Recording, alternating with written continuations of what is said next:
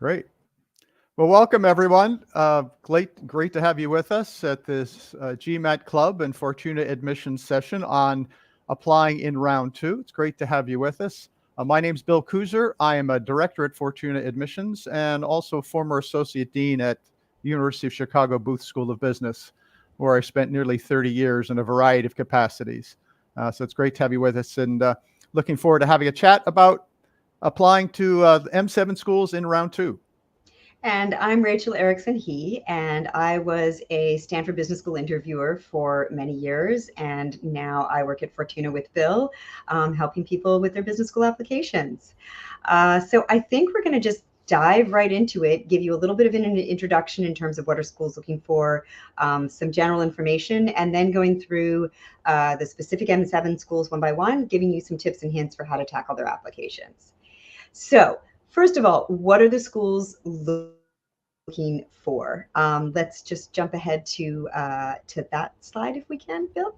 Yep. Thank you. Okay, first thing they're looking for is a strong academic background, especially in terms of quantitative ability. And the reason for this focus on quantitative ability is not because they don't care about the qualitative pieces. They do very much. It's just that on the quantitative side, these programs are very rigorous. They're also rigorous on the qualitative side, but there is a certain threshold of quantitative ability that you just have to have in order to succeed at these programs. And so they're looking for demonstrated evidence that you can handle that. Whereas with the qualitative, there are many ways to prove that you have those abilities. You don't need a particular background or training in a subject. It's about your ability to learn and to grow. The next is they're really looking for your career experience, for career progression and accomplishments. And it's not so much about what companies you've worked for. It's really much more about what you've done at those companies and how you have stepped up, how you have managed situations, dealt with difficult challenges, and made a difference and an impact. The third thing that they are looking for is your interest and engagement in the community, because they really want people who care about the community, who care about the world that they're in, and they really want people who have made a difference in all of the communities or any of the communities that they have been part of. Next is evidence of team and interpersonal skills. Once again, this is obviously very important for showing those leadership abilities and those interpersonal skills that make for good managers. So you want to show times in the past when you have been a leader, when you have stepped up and done the things that they're asking for. And then personality and cultural fit. And what I would say here is that's less this type of applicant should go to this type of school, this type of applicant is a fit at this type of school.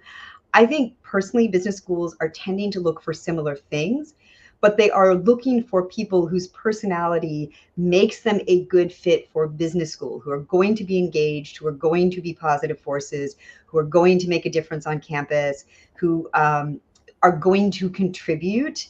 Bill might have a different perspective on that. I'd love to hear it, but I do think once again, it's not about a certain type of student should go to this school and a certain type of student should go to that school, as opposed to showing that you're just somebody who's going to be a great personality and fit at any of these schools. Next is the ability to communicate, which they look at across your application. It comes through in the letters of recommendation and then obviously the interview. So make sure that your application communicates your ability to communicate well. And then finally, a clear sense of your career goals and why an MBA is important to getting you there and why you need it.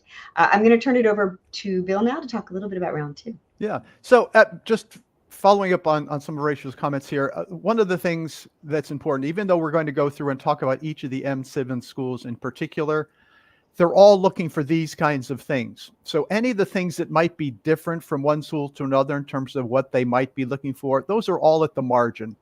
You have to hit these things first to be considered a good candidate for any of the M7 schools. So if we talk about round two, so first of all, it's not a disadvantage. I mean, many people will ask me, oh, should I wait till round one next year? No, not if you're ready to go now.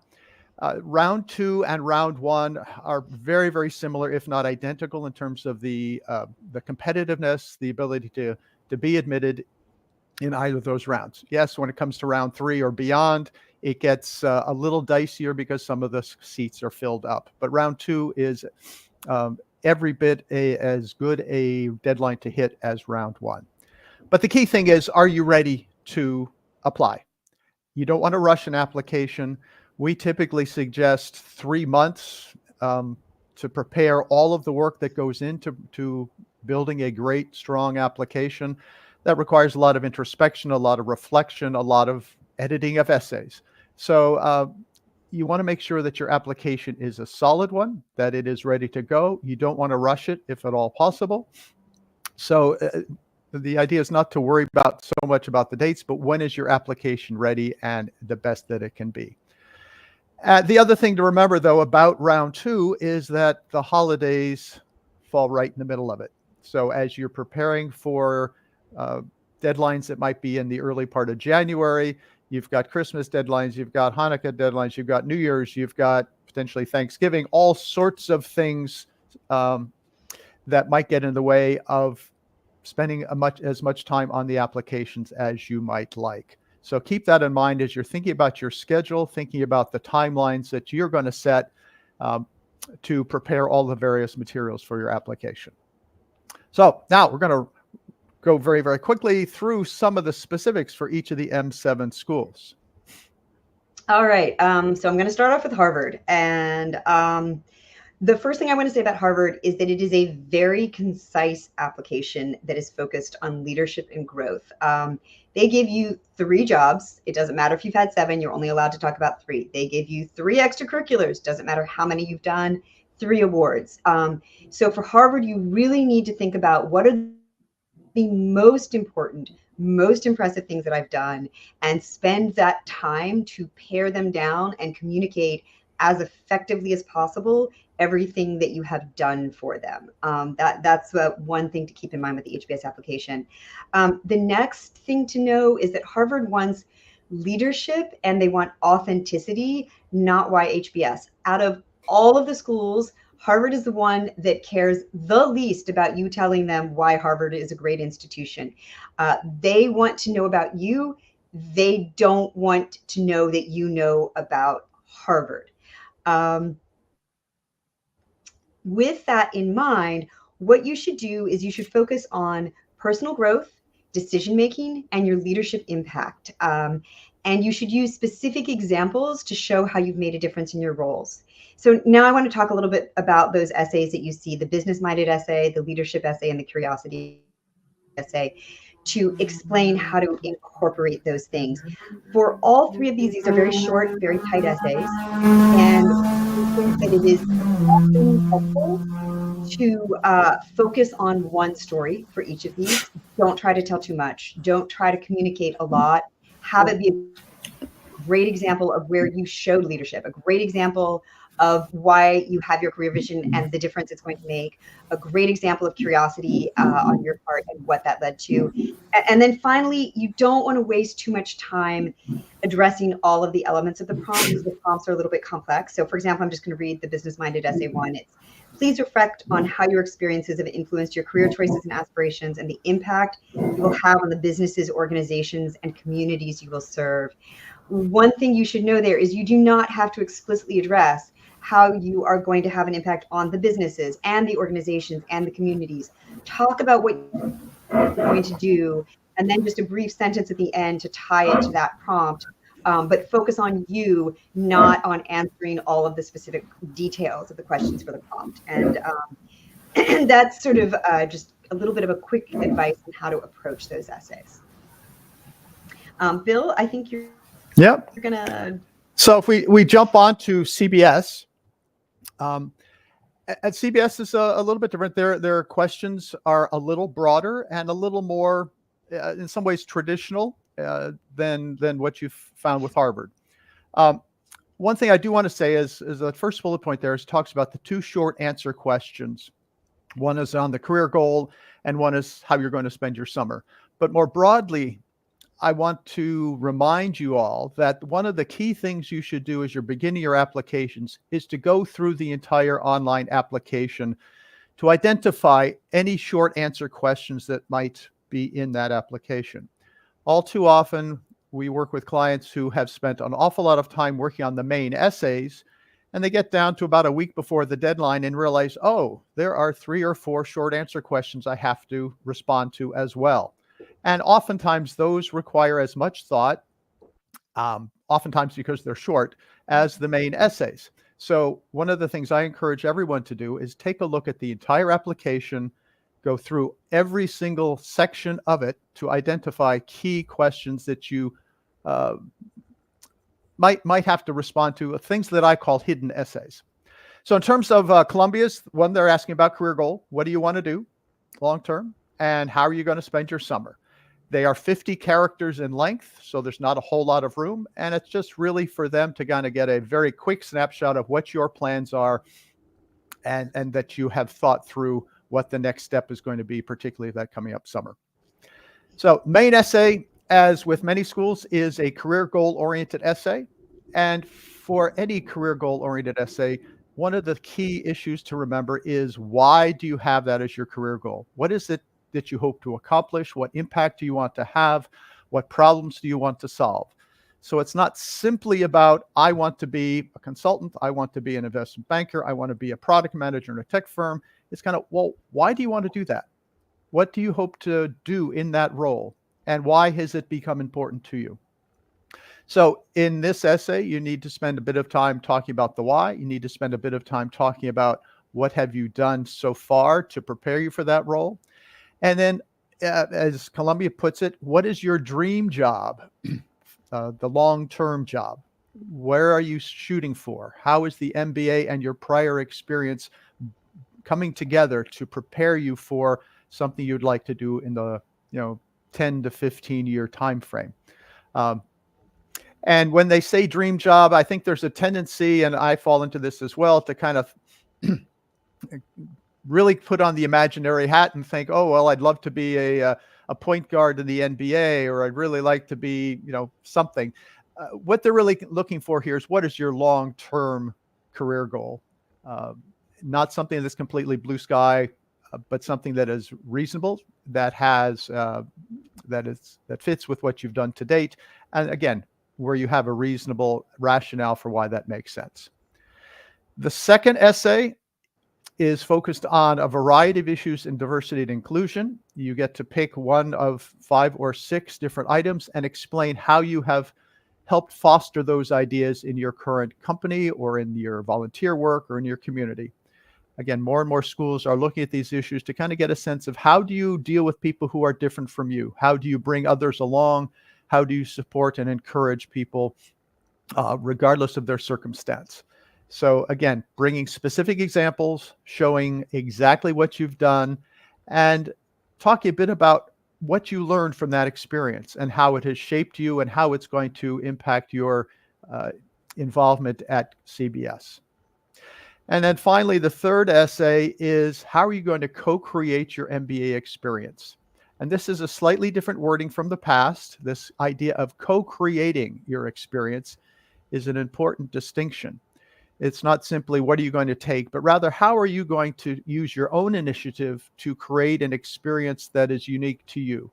How are you going to take advantage of the coursework, the academics, the special programs, the guest speakers, the opportunities to explore New York City as part of your 2 years at CBS? So thinking hard about how you are going to take advantage of all those resources, bring them together, and build a really a unique program that fits what you want to do with your life, and as well as in your career. So you want to show how the global network at CBS is going to influence you. You're going to show how New York is an important element of going to CBS, and how you can take advantage of all the resources, speakers, companies, cultural events that New York has to offer. And you want to hone in on your adaptability and innovation. CBS has a very strong entrepreneurial connection there. And how are you going to be part of this very dynamic and energetic environment?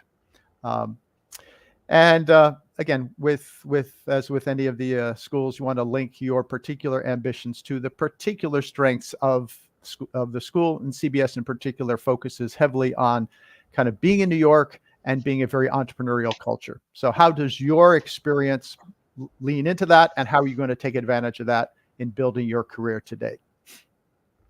So moving on to Stanford.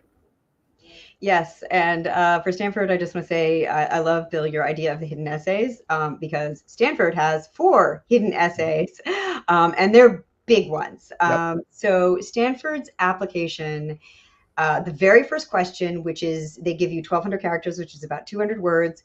What is your background? And that's a great chance for you to set up the whole scene of your application, to share something about yourself, where you came from, where you came from has motivated you to do certain things. So take advantage of that. And then at the end of the application form, they have these 3 technically optional, but we highly, highly, highly recommend that you answer them, questions about the impact that you've had on organizations that you've been involved with. And what I would say here is a couple of things. First, you need to be very clear about the impact. What was the difference that you've made? That's what they're looking for. Second, it needs to be about you, not your group, not your team. Sometimes I read those essays and I see that there's a bunch of we's, and I'm like, no. I want to know what it is that you did on that team that allowed your team to have this fantastic result or accomplishment, and the difference that was made. So take those very seriously, and really spend the time to make sure to get those right, because if you don't show in those impact essays that, and in the Stanford application overall, that you have the work experience and the qualities and the accomplishments, and that you've made that difference that they're looking for, then the essays are not going to be able to save you. What I want to say about the essays is, for Stanford, they really ask you to switch gears with the first essay. The question there is, what matters most to you and why?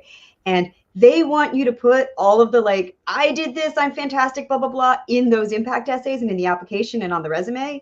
And now when you get to the essay, they want you to leave it behind. They want you to actually reflect on who you are and be vulnerable and share who you are as a person, what you will be like in the community. So you really have to have both the professional and the personal for the Stanford application. And then when you get to the Why Stanford essay, it's not just why Stanford. It's first and foremost, like the Columbia essay, it's what is your career vision and why is this something that you are drawn to? And then why do you need an MBA to do it? And then finally, how does Stanford align with your personal and professional vision? And when you're talking about the MBA and when you're talking about Stanford, remember that you're really using that as a vehicle to share more about who you are. So, you need to be very clear and very specific about where you need to grow and why, what talent, skills, knowledge, abilities you need for this future career. And then you can tie the Stanford courses and programs, clubs, et cetera, into how it will give you that information. Don't just talk about Stanford. And then finally, the Stanford application really does value authenticity, explaining your motivation and your values. They're really seeking to know the whole person. It is, of all of the schools, the most comprehensive, the biggest essay, the most writing. It's just massive. So do keep that in mind when you're tackling it, and spend the time to put all those pieces together into a package that really reflects who you are and all of the elements of who you are. So Chicago booth. Chicago, the application to Chicago booth is unique in one aspect. The University of Chicago Booth School of Business is the only school that I'm aware of that has trademarked its educational philosophy. They call it the Chicago approach. And I encourage any of you that are thinking about applying to Chicago Booth to learn more about the Chicago approach. The school is very proud of that. They talk about it a lot on the website. It is the core and the foundation of everything that the school does. So understanding what it is, how it affects you, whether it aligns with your own educational philosophy and approach, is very, very important as you're preparing your application for Chicago Booth. So focus on the Chicago approach idea. So first essay, again, pretty straightforward, very similar to Columbia's in a lot of ways. How will Chicago Booth help you achieve your career goals? So obviously you need to talk about what your career goals are. Again, the why behind the career goal is incredibly important. We often suggest you could lead with a little anecdote or story that sets up the career goal. Why is this important for you? And then kind of going into what you've done to prepare for that and how you want to have your career progress over the next 5, 10, 15, 30 years. So it's a pretty much straightforward kind of, here's what I want to do and why, and here's how Booth is going to help me do it. So then it gets into the whole idea of the Chicago approach, the particular way that they teach, the courses that are available, the resources that you can take advantage of, whether that's research centers or special programs, travel abroad, what have you. The second question is, who are you outside the office? So here's a very different kind of question that gets away from your professional life and focuses or gives you the opportunity to focus more on other aspects of your life. So what do you do in the community? What do you do for fun? Are you active in sports? Are you active in theater or music? Do you regularly volunteer at the local animal shelter or what have you? They're trying to get a sense of who you are as a person.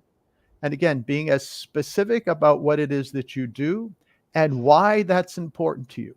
Again, this idea of reflection, introspection, I hope is coming through in each of our conversations here about the schools.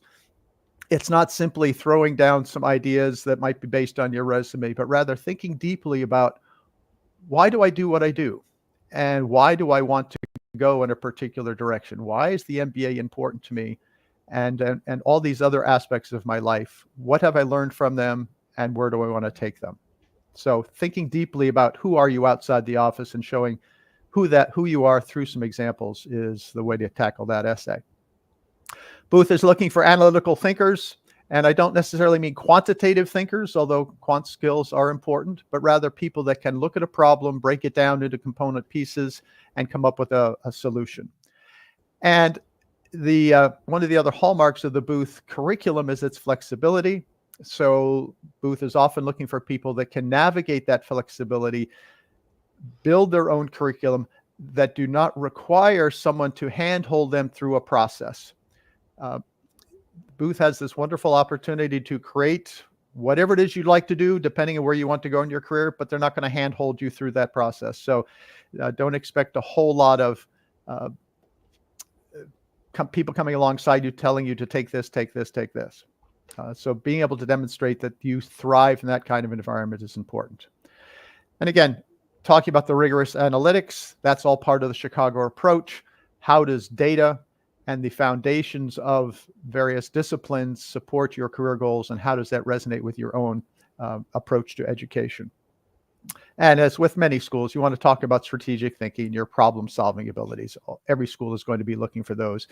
Booth in particular likes to see that. So moving on to Wharton. Yes. So Wharton, I want to talk a little bit first about the application, because their application is a little bit different from some of the other schools we've talked about in the way it's structured and what you are given room to talk about. Wharton's application gives you a lot of space to talk about awards and recognitions, but for your job, for example, it doesn't really give you much room to talk about just here's what I did.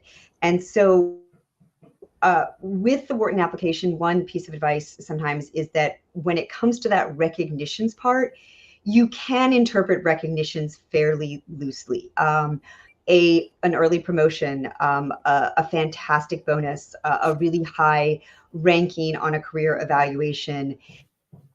You can use those and then use that information to use the, I think, 1 to 2,000 characters that they give you to then talk about your extracurriculars or your work experience and what you've done that's great. Another area where it's a little bit tight and different also is they ask you how many people you've managed.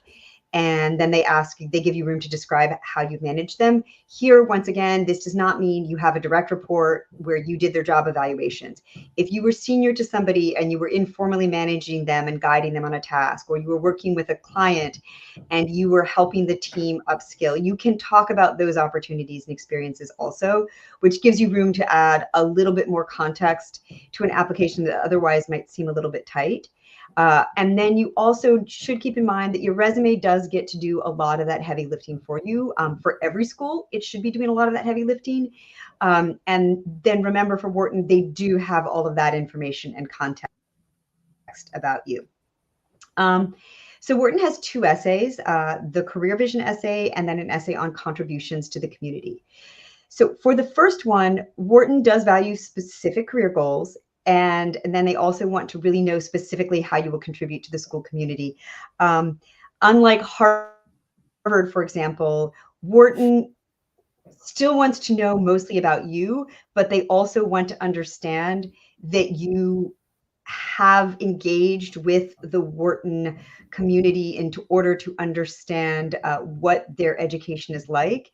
And then once again, it's what we've talked about, which is where you talk about your career goals, and then you can tie that back to the areas where Wharton will help you accomplish those career goals, where you still need to grow and learn. And then for the second essay, showing Wharton's culture and resources, but once again, through your lens. You're still communicating what are the 3 important things or 4 or 5 important things I want them to know about me, and then how are those important things about me going to allow me to show up in the Wharton community. So if you're somebody who is always starting new things and getting other people excited about them, give an example of a club that you're going to found at Wharton as a way to show that quality of yours, but very specifically in the Wharton community. And then finally, what I would say is that Wharton is a school where it's very helpful to engage with alumni and students so that you are able to tailor your essay to those unique strengths of Wharton's and make it specific and show that you have understood the Wharton culture. And now I think Kellogg. Bill, you're going to take us through Kellogg's let me just jump on that, engaging with alumni and students, though, because I think that's important regardless of the schools you're applying to. And not only for the purposes of the application, but for you to get a better sense of the school, the culture, and whether it's the kind of place that you would like to spend the next couple of years. So we do recommend that you, wherever possible, get in touch with students, alumni, visit the schools, if at all possible, just to get a better sense of what the place is like. So there, Kellogg. So Kellogg, very similar questions to many schools. The first one is kind of really, they talk about intentionality as the phrasing of the question, but it's really about your career goals and how does Kellogg fit into those. So again, what is it you want to do? Why do you want to do it? What's the impact you want to have? What are the problems you want to solve? And how does Kellogg help you get there? The second question is more along a difficult decision that you've made. So this one's a little bit different than some other schools, but they want to get a sense of how do you make decisions? How does your character influence your decision-making ability? And what are some of the challenges you faced? So it might be making a decision that made you look bad. So I've had clients who've talked about, they messed up on a project and had to basically come to their boss and say, this did not work the way I thought it was, and here's what I'm going to do to fix it. So the challenge here is to talk about it, the challenging decision, the issues that you faced in making that decision, the skills you brought to bear to make the decision. So your analytics, your communication, your persuasion skills, your motivation skills, and then what did you learn from that experience? And how are you going to take those learnings into Kellogg and beyond? So it's not simply the decision. I made it and I did this wonderful analysis to come up with the right answer. But what did you learn? And how is that going to influence you as a leader and a decision-making going forward? You also have the opportunity or the requirement to do a couple of video essay questions, which you will be expected to submit shortly after submitting the main application. And these are often challenging. The last few years, the first question has been pretty standard. Tell us something about you. And the second one can be a behavioral question, or often is a behavioral question. Tell me about a time you worked on a team, or tell me about a time you had a difficult coworker, or something along those lines. These are very short. They have to be to the point. They are sometimes challenging for folks because you don't get a lot of time to think about them while you're doing it. So we recommend that you spend some time ahead of time considering the kinds of questions you might get, looking at what has been asked in the past, and preparing some ideas of what you might say. And then there's a number of other logistics issues about background and lighting and that sort of thing to make sure that the video is clear and looks as close to professionally done as you possibly can make it. Some of the things that are important about Kellogg and their Kellogg essay and what they're looking for is teams and collaboration. It is a very student-focused institution. They do like to think about how do we bring students together? How do we build a community here? So your experiences in building community, in working with others, in leading teams, in being a team member are all important aspects of your application. And you want to highlight those wherever possible, in your resume, in your essays, and ultimately in your interviews. Again, showing empathy, your collaborative abilities, also very, very important. Again, thinking about Kellogg as this very, very strong interconnected community will kind of give you an idea of the types of things that they're looking for. And then finally, as you should do with any application, is talk about how your leadership style has made an impact on your work. So whether that is a very empathetic style, a very collaborative style, it is a kind of first assistant style leadership, talk about how that has influenced what you do, how you've been successful to date, and again, how you're going to bring those skills and characteristics to the Kellogg community. So moving on, final M7 is MIT Sloan. And it makes sense that MIT's last because their application is usually the very last one to submit.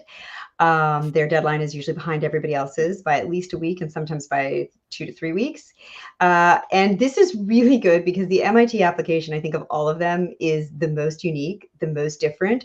But the great thing about it is that if you've applied to some of these other schools, you've already figured out what you want to say about yourself, what you want to communicate, the important messages you have. And now you just kind of get to have fun playing with presenting it in a totally different and interesting manner. It's a really short application. I don't think they ask any questions about extracurriculars. It's kind of, what is your work experience? A couple other things about yourself. Boom, boom, boom, boom, boom. Okay, done. And then they ask you for some really interesting pieces. They also ask for a resume, but in addition to the application, the resume, they want an org chart. And one thing to keep in mind here is that this org chart does not just have to be a simple box with, the CEO, da-da-da, da-da-da, da-da-da. You should really think about showing how you engage with people at the company, or if you have a client, showing how you've engaged with people at the client. You can, I think it's 2 pages, and you can have 1 page, for example, that's on your organization. But then if you work as a consultant, you could have another page that shows how you interacted with the client. Who were you reporting to? Who were you working with to get information? Who were you training or teaching? And you can also use text boxes to try and give more context and a little bit more information about who you are and where you fit into that application. Next is the video. And the video for MIT is very short. It's only a minute, so you do not have much room to talk about yourself.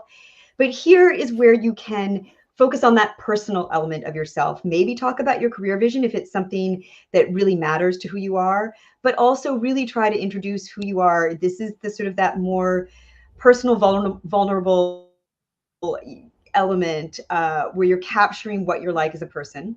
And then the cover letters where you really go into the professional. And you can advocate for yourself. and a couple of like the most important, impressive things that you've done that show why you're going to be a great contribution to the MIT community and also be fantastic in your professional life. And then finally, there's a background essay where, once again, you get to share a little bit more about where you came from, what you're like, what has influenced you, and putting all of those different things together. They get the same or picture of who you are, but it's just presented through very different lens and in different ways. And then if you get an interview at MIT, there are two pre-interview essays. The first one is a data question, and I think this one's great. They ask you to take data either from a work project that you've done or from somewhere else and present that data graphically or visually, and then write a paragraph explaining it. So this is a fantastic opportunity to show that analytical skills you have, to show how effectively you can communicate quantitative information, and then also to highlight if you've done anything that involves data and analysis to show that level of thinking and that insight that you brought to it. And then the second question is really a question about showing your leadership style and how you work with other people. And once again, as Bill mentioned, that idea of how do you work with people with different backgrounds? Because when you think about business school, you have people from all over the world with all sorts of different experiences, all sorts of different backgrounds, and they want to know that you are going to thrive in that environment. And then they also want to know that you are going to be able to bring that ability to thrive into the workforce, where you are also going to be working with lots of different people. So use that essay to show those skills of yours. For MIT, it is really important to showcase your analytical skills and your innovative thinking with real world examples. And then obviously, if you can focus on your leadership in these data-driven environments, that is a trait that they are looking for. That's partially something that all business schools want, but MIT really gives you the chance to show how you've done it. And then finally, demonstrating your ability to creatively solve complex challenges. Once again, this is very much in keeping with the ethos of MIT, what the school and the university are looking for, and what they see as a hallmark of great leaders. All right. So we've covered all of the M7 to give you a general sense of, and sometimes a specific sense of what they're looking for and how you can build the strongest applications for each school. But broadly across the schools, let's talk a little bit about recommendations and what those should look like. And we help as we work with our clients, we help them think through who the recommender should be and the kinds of things that you would like a recommender to say about them. So you want recommenders to be specific, talk about specific things that you have done, not talk in broad generalities, but rather point to specific examples of where you've shown leadership, where you've shown initiative, where you've shown your analytical or systems or strategic thinking ability, and the impact that you've had there. How have you had a positive impact on your company and your organization? You want them to focus on what makes you distinct beyond the specific job responsibilities. How do you stand out from the crowd? How do you compare to others who are in similar roles? And how can the school get a sense of how you're going to stack up against others who are coming in and applying to the school itself? And the schools value authenticity. So you want to make sure that your recommenders are people that know you well, that have worked with you for a significant amount of time, if at all possible, and who can speak directly to the things that you do day in and day out. So it's not all about getting a big name from a big name company who sort of knows you or is connected to your family in some way, but rather someone who works closely with you, ideally someone who has supervised you over a period of time, who can really talk about both the strengths and weaknesses that you bring and how you have grown as an employee and as a person in that organization.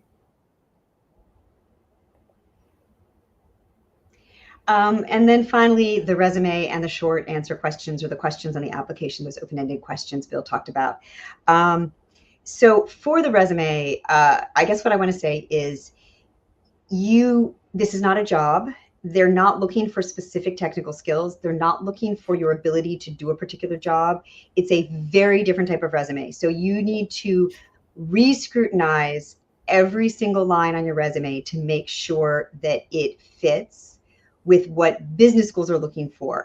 They don't care if you know 17 different programming languages, and they don't care if you can do a waterfall analysis or the 7 different transactions you worked on and the dollar amounts of them.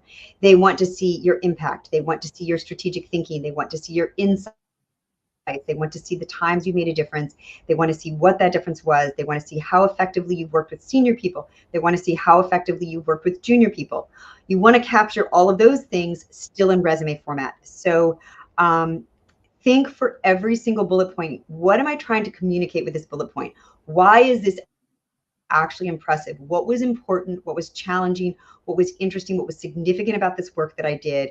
And find a way to get that across, whether it's talking about how you initiated a project to whatever, observed this, and then based on that, developed a solution and explain what that solution was.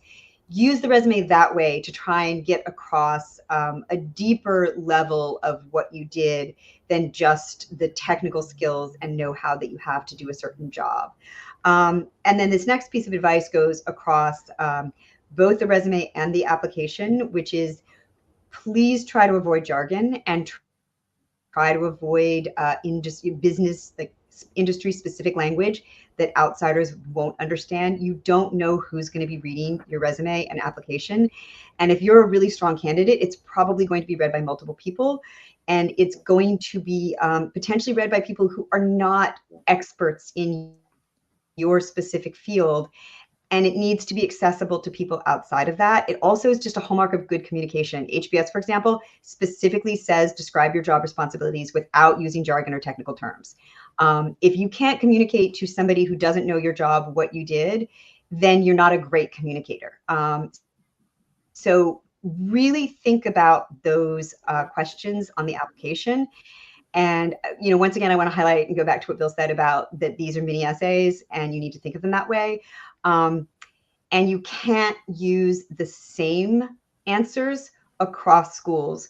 Just as a brief example, Harvard Business School gives you 250 characters to describe your roles and responsibilities in your job. Stanford gives you 320. I think Columbia Business School gives you 500, and then Chicago Booth, I think, gives you 700 characters. And so if you use the 250 character from Harvard Business School for the 700 character Chicago Booth answer, you are missing this incredible opportunity to share more about your job and what you've done. So you really have to tailor every single response to every single school. So keep that in mind when you're thinking about the workload and when you're planning it. Bill, do you have anything else to add on that? No, I think you're absolutely right. One of the things that is a challenge is how do you adapt the basic story that you've come up with about what it is you want to do and why an MBA makes sense to each of the schools. And we've tried to give you an idea of what some of those nuances are at each school. And a way to get some more information about that is kind of sign up with Fortuna to kind of get a free consultation, which we offer to anyone to kind of get a better sense of what might you use as your story and how are you going to be viewed by an admissions committee as kind of a first step in thinking about getting some additional support from an admissions consultant. So here are some of the things that we do, and it's again possible to sign up for a free consultation with us. Rachel, what else would you offer up as something to kind of broad general perspectives that someone should take as they're thinking about applying for round 2 here? So I would say, first of all, round 2, I think they actually sometimes get some really interesting different applicants in round 2, and the business schools are excited about that. So it is actually a great round to apply in. I have seen my clients have incredible success in round 2. There is no difference, once again, as we said earlier, between round 1 and round 2. And then I think also it's just that business schools do care about authenticity. You want to explain all the amazing things that you've done to get in, but there is no magic formula. The magic formula is being yourself, and sharing obviously the best of yourself, and that that is what makes for unique application. No numbers, no formulas, just sharing what is unique about you that makes you a fantastic contribution Right. to the business school community. And one of the things that I think many people find is that it's helpful to work with a coach or someone to kind of bounce ideas off of to help you figure out what is it that makes you unique. There may be things in your background that you would not have considered to be all that unusual or all that interesting to an admissions committee, but someone coming in from the outside can help you think through some of those things and highlight some ideas and perspectives and some experiences that you've had that would actually be quite appealing, and to help you craft that story that is going to present you in the best possible light to an admissions committee. Yeah. So if you're thinking about round two, it's not that far away now, just a few months away. So it is time to begin to think seriously about which schools make sense for you and how to get the support you need to begin to prepare a very solid application and get the best possible result. So again, you can connect with us, but before we go more into that, we have some time for some questions. If there are some questions out there, we can try to address those in the next few minutes. All right, I'm just looking through.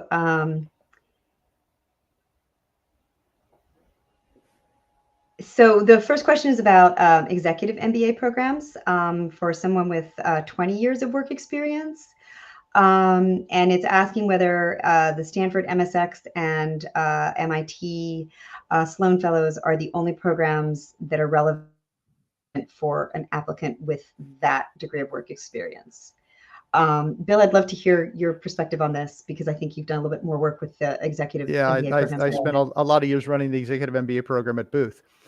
So in terms of full-time education, those are probably the two primary ones. There are a number of part-time executive MBA programs at Booth, at Kellogg, at Wharton, and elsewhere, Columbia, that would also potentially be good, attractive places for someone with 20 years of experience. 20 years of experience is a lot of experience for any program, even executive MBA program. So the challenge there, regardless of the program you're applying to, is telling the story about why it makes sense now, how an MBA is going to help put you on a different career trajectory than you have been on already. So 20 years is a lot of experience. You've had a lot of key learnings. You've presumably accomplished a lot. How will an MBA accelerate that or change that? And why should the school consider offering you a seat in their program to enhance your career, and what are you going to bring to the program? So figure out the story, and the why is critical. If you want to go full-time, those are the two most likely spots. I have seen very, very rarely someone with that much experience get admitted to a full-time MBA program, but it doesn't happen very often. So those, if you want to go full-time, those are the ones I'd recommend. But there are many other part-time executive MBA programs that would be potentially good fits as well. The next question is about the age limit for applicants and whether 30 years is too old to start an MBA. And what I would say here is, to some extent, it's really dependent on your work experience. Somebody who has an MD, for example, 30 years is definitely not too old to start an MBA because they spent so much of their time in getting training. Somebody who comes from a country where you have 2 years of military experience, once again, that person is the equivalent of a 28-year-old in America. So every situation is dependent. It also there is a point where you might have too much experience for the regular MBA class, but it is very situation dependent and sort of where you are in your particular career, what your particular story is as to why you are applying now at age 30. I have seen people, in their early 30s get admitted, but there are reasons why they were now ready for business school, but not ready a couple of years previously. Yeah, to add to that, it also depends somewhat on what it is you hope to do. There's certain employers that will say, oh, you're coming out of an MBA program at 32. You're older than our typical associate is. We're not going to be able to drive you as hard as we might if you were 28. So the story has to make sense to the admissions committee of why now and what it is you want to do with the MBA. And again, certain industries are less likely to be interested in someone coming out first job out of MBA at 32. The next question is somebody who has an unusual background, remote mine sites and a tech startup. Business schools are really open to all sorts of different backgrounds. They love having that diversity and variety in their class, but they want to know how it's going to fit in and how it's going to enhance the class. And by the way, this is also the sort of thing where that one-on-one consultation with Fortuna could be really helpful, because you could get into the specifics of what your background is and get some guidance as to how it makes sense to fit that in, and really have that perspective. Yeah. So there's another question about timeframes. And Rachel, you may know, so talking about Stanford looking at time devoted to application. I've not heard that ever, but you have more Stanford experience than I do. They do not have secret AI software analyzing how many months ago you started on your application and your resume.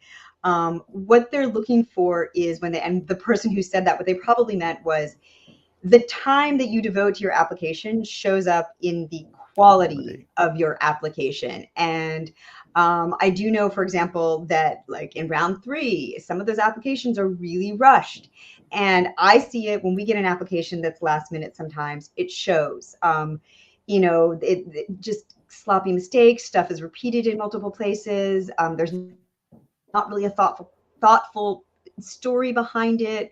It's kind of surface level. There are occasionally really talented people who can pull an application together in a week. The one person I know who did it super, super last minute, he was a professional writer. He was a journalist by trade. So, that if you don't have that experience, it shows, because the quality applications are the ones that have been developed with that time, is what I would say. Bill, how about your perspective? Yeah, no, I would agree. I mean, there's no one I know that's doing anything to kind of, he spent 3 months. I mean, was that 3 months full time? Is that 3 months, an hour a day or hour a week? That's almost an impossible thing to really assess. Quality, on the other hand, is something that admissions committees are looking at very closely. Does the story hold together? Have they put time into it? Have they made sure that the application to Booth doesn't talk about Kellogg and Wharton at the same time? Those kinds of things happen. They happen often. So time is important. You have to take this process seriously. And as I said, and the question asked, I do recommend 3 months, but we have worked with clients who've come in with a few weeks to go. Not ideal. Some folks can do that very, very well. But for the most part, the typical applicant, a couple, 3 months is really necessary to do the absolute best job possible on their applications. And there's a really interesting question about software applications and AI tools. What I personally would say is, if you're using AI to write your essays or to create your resume, for anything more than like a spell check, grammar check, you're probably doing yourself a disservice. AI can write an essay that may superficially sound like a good essay, but it is never going to have the level of personal detail, information, and specificity that actually makes a good essay. And so whether or not they use those tools, you're not going to end up with a quality product, is the problem. Yeah, I think in many ways, the AI tools can be very helpful, but they can also be a crutch and lead to a less than stellar application. So, I mean, the point is, you're talking about you, and no AI program can tell the reader that story or come up with that story that shows exactly what you did at work exactly why it was so impressive, and the exact impact that it had. By the time you've written that into the AI prompt, you might as well have just written it yourself. Right. Right. So it looks like one final question here, talking about work experience during a PhD program counts as full-time work experience. In my view, any work experience can count as experience. It depends on what you've learned from that experience and what you've accomplished there. I don't know if that was a question around just specific numbers of months. I always find that that's less important than what did you do?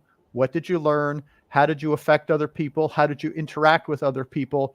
And how is that going to make you a better leader, decision maker in the future?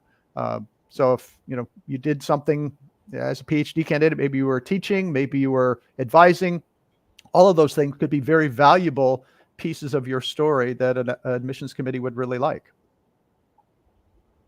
Yeah, I agree. Maybe you were coming up with some really novel insights in the lab, and you were convincing your senior PhD advisor that you should try a completely different approach, and that approach ended up being a really revolutionary advance. That's a great story to tell about how you make a difference and how you make an impact in an academic organization that translates well. This is an interesting question about other schools you are considering and your priority amongst them. That's a really tricky one. I mean, a number of schools do ask where else you're applying. And I always tell clients, be truthful. I mean, they know you're applying elsewhere. Nobody applies to just one school. So be truthful. I have never seen a school ask, how are you ranking them? Or which ones are your favorites? I've never seen that. I would hope they would not ask that, because that puts the candidate in a very, very difficult situation. And it just leads to them saying something that's not necessarily truthful. So, if they ask what other schools you're applying to, put them down. I can't imagine they're going to ask you to rank them.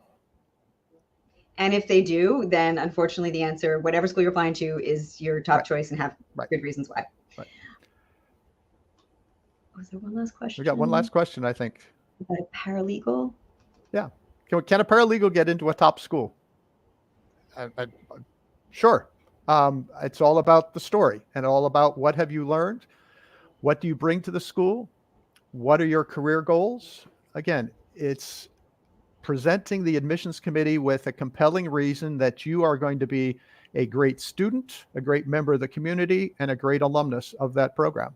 And crafting that story and demonstrating what you've done to date in all your experiences and what you bring to the school is the challenging part of creating that story.